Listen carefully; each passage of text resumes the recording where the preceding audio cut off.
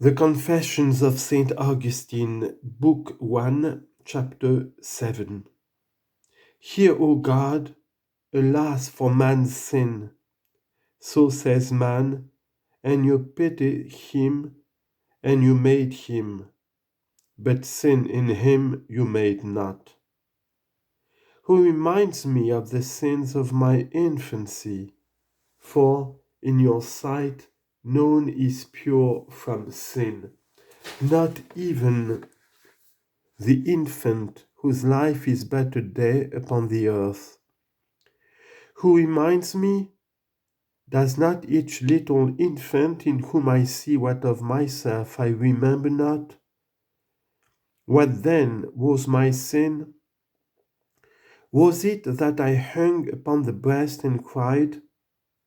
For should I now so do for food suitable to my age, justly should I be laughed at and reproved. What I then did was worthy reproof.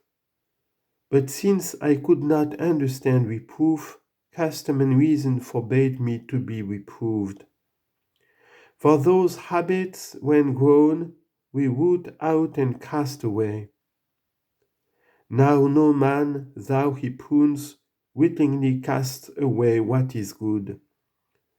Or was it then good, even for a while, to cry for what, if given, would hurt, bitterly to resent that person's free and its own elders, ye, the very authors of its birth, served it not?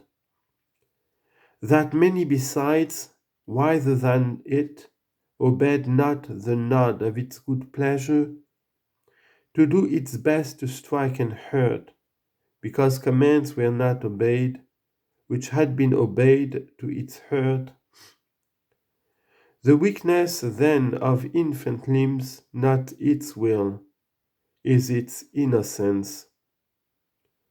Myself have seen and known even a baby envious. It could not speak, yet it turned pale and looked bitterly on its foster brother. Who knows not this? Mothers and nurses tell you that they allay these things by I know not what remedies. Is that to innocence, when the fountain of milk is flowing in rich abundance, not to endure one to share it, thou in extremest need, and whose very life as yet depends thereon? We bear gently with all this, not as being no or slight evils, but because they will disappear as years increase. For thou tolerated now, the very same tempers are utterly intolerable when found in riper years. You then, O Lord my God, who gave life to this my infancy, furnishing thus with senses, as we see, the frame you gave, compacting its limbs, ornamenting its proportions, and, for its general good and safety, implanting in it all vital functions, you commanded me to praise you in these things, to confess unto you and sing unto your name, you most highest.